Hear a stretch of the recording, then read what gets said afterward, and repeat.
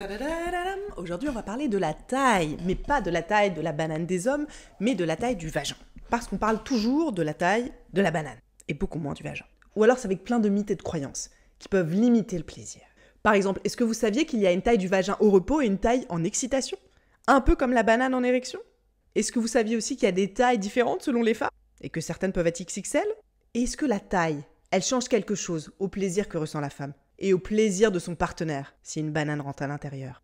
Parce qu'on dit toujours qu'un vagin plus serré, c'est mieux pour les sensations. Mais est-ce que c'est vraiment le cas? Est-ce qu'il y a des vagins et des bananes qui sont plus compatibles entre eux? À la fin de cette vidéo, vous aurez toutes vos réponses. Et je l'ai vraiment conçu sous forme de questions-réponses. Donc n'hésitez pas à aller à la question suivante si vous avez besoin. On va commencer par la taille. Ça fait quelle taille un vagin en fait? La taille, elle varie au repos ou lors de l'excitation. Comme la banane d'un homme. On mesure les deux tailles. J'ai fait d'ailleurs une vidéo sur ça sur la chaîne si la taille de la banane vous intéresse.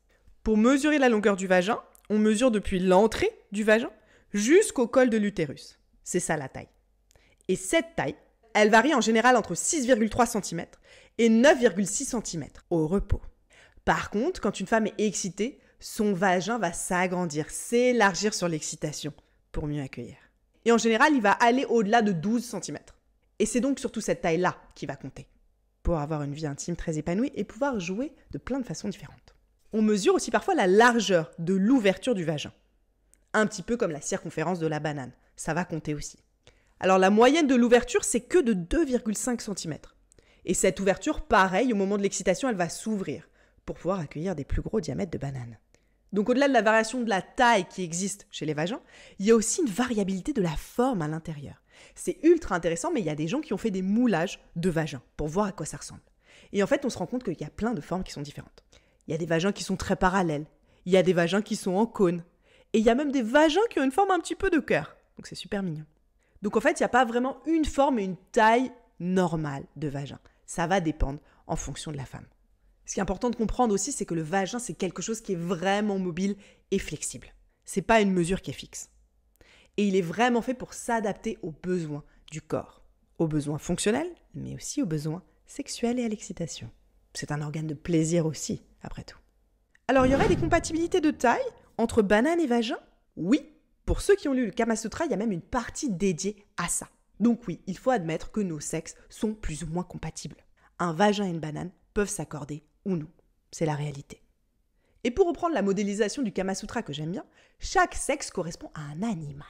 Il y a 3 catégories qui vont du plus petit au plus grand. Et chaque combinaison fonctionne plus ou moins bien ensemble.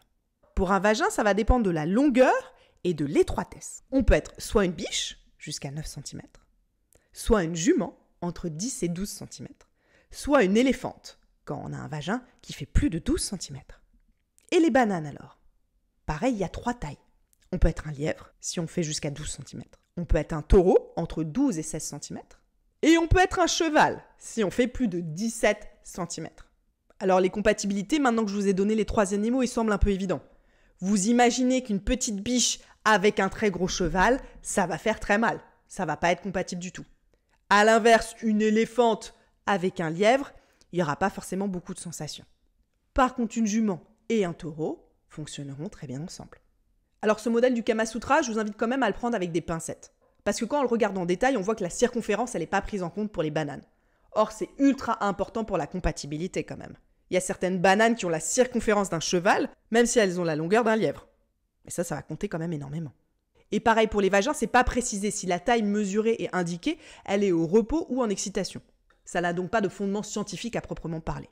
Mais c'est un modèle qui reste utile, je trouve. C'est pour ça que je vous le partage. Ce que je voulais vraiment vous dire ici, c'est que cette compatibilité de taille entre un vagin et une banane, ce n'est qu'un critère parmi d'autres de la compatibilité sexuelle. Donc là, je veux bien dissocier les deux. Être compatible au niveau des organes génitaux et être compatible sexuellement. D'accord? L'un englobe l'autre. Parce que cette compatibilité érotique, elle va dépendre de plein d'autres paramètres. De la connexion que vous pouvez avoir avec un partenaire. De la créativité érotique, de l'odeur, de plein d'autres choses. Et même si vos organes génitaux ne sont pas ultra compatibles, vous pouvez utiliser plein d'autres parties de vos corps pour être un amant ou une amante incroyable. Vous avez vos doigts, vous avez vos mains. Bref, il y a plein d'autres options. Donc ne vous arrêtez pas juste à ce modèle-là. Ça, c'est uniquement valable pour de la pénétration classique, d'un vagin et d'une banane. Pause les amis, je vous arrête 2 secondes pour vous proposer un pacte de sexplorateur. Moi, je vous crée des contenus 100% gratuits pour vous aider à avoir une sexualité super épanouie. Ce que je vous demande en échange, c'est de commenter et de liker toutes les vidéos que vous voyez, plus de vous abonner à la chaîne. J'aurai aucune façon de savoir si vous l'avez fait ou pas. Ce sera notre petit secret. Je vous fais confiance. Est-ce qu'à l'intérieur du vagin, les choses elles peuvent bouger, notamment le point G? Alors oui, d'une femme à l'autre, ça bouge. Le point G, par exemple, il est plus ou moins proche de l'entrée du vagin. Ça, je vous invite à voir la vidéo point G que j'ai fait qui vous détaillera tout là-dessus. Et même pour une même femme, il peut y avoir des variations. Alors attention, c'est pas vraiment une zone qui va bouger de façon autonome. Le point G qu'au-dessus va pas passer en dessous. Vous me suivez là? Mais les perceptions et le ressenti, ils peuvent varier un petit peu. Est-ce que le vagin, il s'agrandit forcément et il se déforme quand on accouche ou quand on vieillit? J'entends tout le temps ça. Des gens qui me disent qu'une femme, après avoir accouché, a forcément un grand vagin et qu'il y a moins de sensations. C'est un mythe, les gars. Déjà, je veux rappeler qu'au niveau de l'anatomie, le bébé, il n'est pas dans le vagin.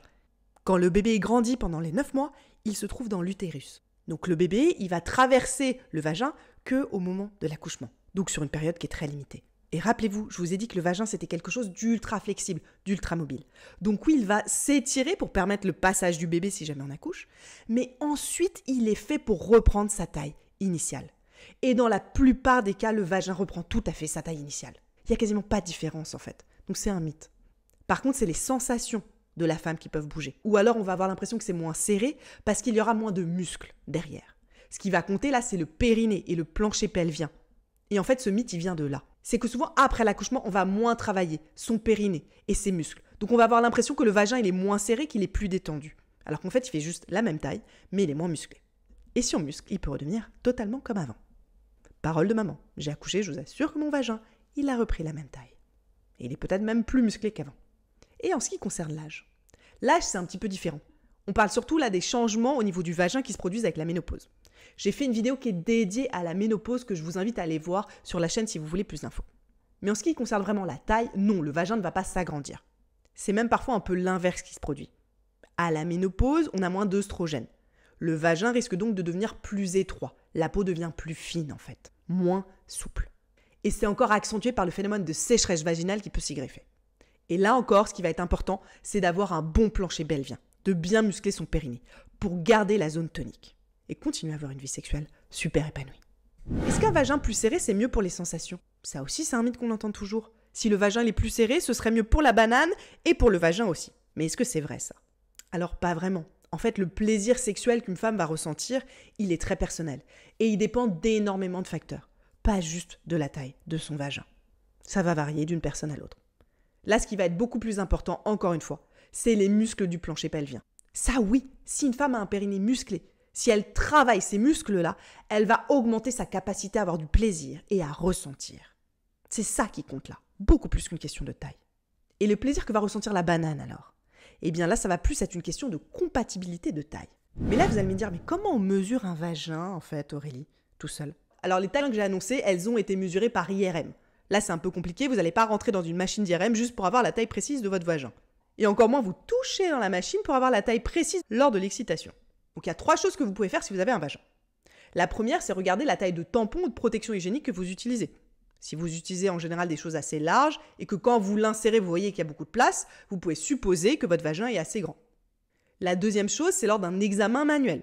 Et ça, vous pouvez le faire si vous avez un vagin ou si vous avez envie de le faire sur votre partenaire. Avec son accord, bien sûr. N'est-ce pas? Donc vous pouvez insérer 1 ou 2 doigts, très bien lavés, bien sûr, avec les ongles courts pour pas faire mal, et tâter doucement l'intérieur du vagin pour aller chercher le col de l'utérus. C'est comme une petite bosse au fond que vous allez sentir.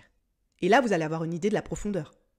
Est-ce que c'est très court, j'ai pas eu à beaucoup enfoncer mes doigts, ou est-ce qu'au final, j'ai dû appuyer très fort pour aller le chercher? Encore une fois, n'oubliez pas que la taille, elle va varier selon l'excitation. On n'aura pas du tout le même résultat si on fait ça à froid ou si on est ultra excité et trempé. Et ça, en plus, c'est la seule méthode que vous pouvez utiliser, vous, pour avoir une idée de la taille de votre partenaire. Et la dernière méthode de mesure qui existe, c'est de demander à son gynécologue de mesurer le vagin. Ils ont des outils très précis pour le faire. Et ils peuvent aussi mesurer la largeur, si ça vous intéresse. Voilà, maintenant vous savez tout sur la taille du vagin, que ce soit la vôtre ou celle de votre partenaire. Et vous avez aussi une meilleure idée de ce que ça implique pour votre compatibilité sexuelle. Mais n'oubliez pas ici qu'il y a plein d'options pour avoir beaucoup de plaisir et en prendre beaucoup avec son partenaire. Et vous êtes exactement au bon endroit pour ça en étant sur la chaîne. Et si vous voulez aller plus loin, ce que vous pouvez faire, c'est soutenir financièrement la chaîne. J'ai lancé un Patreon, vous avez le lien en commentaire et juste au-dessus. Parce que pour ceux qui suivent un petit peu mes aventures, YouTube démonétise énormément mes vidéos. Bah oui, la sexualité en conscience, la sexualité qui libère, avec le plaisir comme essentiel, ça fait un petit peu peur. Donc c'est pour ça que j'ai besoin de vous. Merci beaucoup!